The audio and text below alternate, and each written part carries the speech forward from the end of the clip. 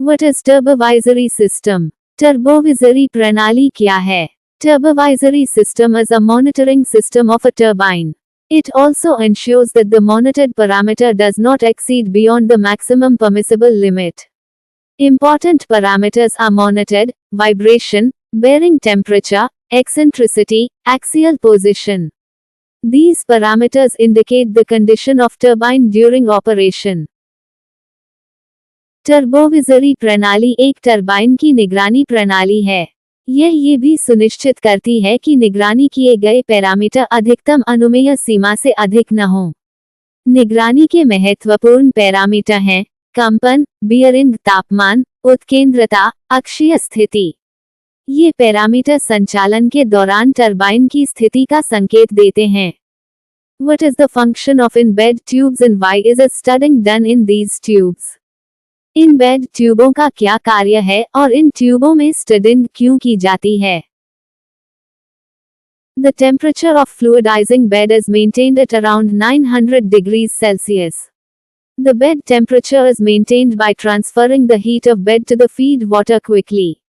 For this, bed tubes are placed inside the fluidizing bed in which the boiler water flows. To minimize the erosion of bed tube, studding is made on the coil.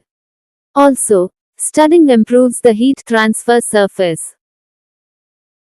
ध्रुवीकरण bed का तापमान लगभग 900 degree Celsius पर बनाए रखा जाता है। Bed की ऊष्मा को शीघ्रता से फीड वाटर में स्थानांतरित करके बेड का तापमान बनाए रखा जाता है। इसके लिए बेड ट्यूबों को ध्रुवीकरण बेड के अंदर रखा जाता है जिसमें बॉयलर का पानी प्रवाहित होता है। बेड ट्यूब के क्षरण को कम करने के लिए कुंडली पर स्टडिंग की जाती है। इसके अलावा स्टडिंग ऊष्मा स्थानांतरण सतह को बेहतर बनाती है। How are RTDs fixed into the bearing and where are these placed? RTD को बेयरिंग में कैसे लगाया जाता है और इन्हें कहाँ रखा जाता है? RTDs are embedded in the journal and thrust bearing and placed just below the babbiting material to get the actual reading of babbiting material.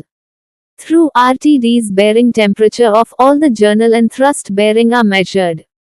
RTD को जर्नल और थरस्ट बेयरिंग में लगाया जाता है और बेबिटिंग सामग्री के ठीक नीचे रखा जाता है ताकि बेबिटिंग सामग्री का वास्तविक मान प्राप्त किया जा सके। RTD के माध्यम से सभी जर्नल और थरस्ट बेयरिंग का तापमान मापा जाता है। What is bottom ash or bed ash in AFBC boiler?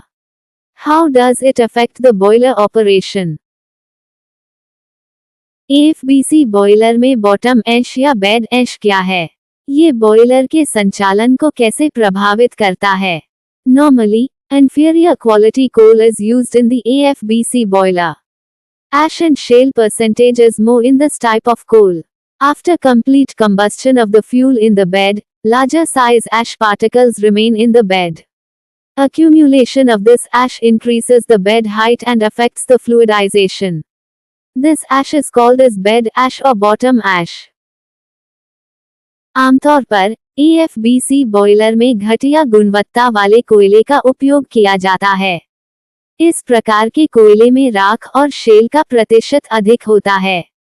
Bed में ईंधन के पूर्ण दहन के बाद बड़े आकार के राख के कण बेड में रह जाते हैं। इस राख के जमा होने से बेड की ऊंचाई बढ़ जाती है और ध्रुवीकरण प्रभावित होता है। इस राख को बेड ऐश या बॉटम ऐश कहा जाता है। What is the difference between controlled extraction system and uncontrolled extraction system? नियंत्रित निष्कर्षण प्रणाली और अनियंत्रित निष्कर्षण प्रणाली में क्या अंतर है? Controlled extraction type turbines are used in process industries where steam is extracted from the turbine at a desired pressure and temperature after a certain stage. In this case, the amount of steam can be adjusted as needed. For this, HP and LP control valves are used, which open and close the HP or LP steam according to the process requirements.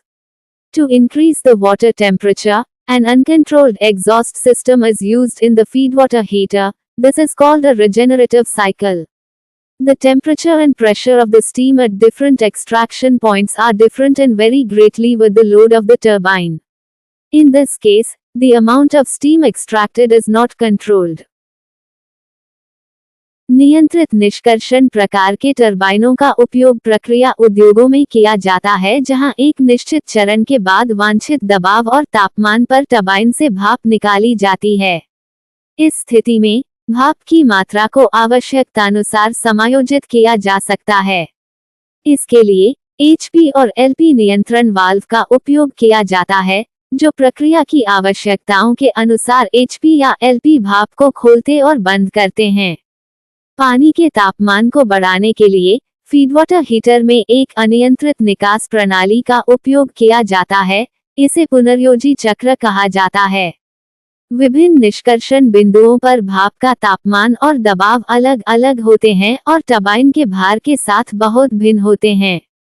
इस स्थिति में निकाली गई भाप की मात्रा नियंत्रित नहीं होती है।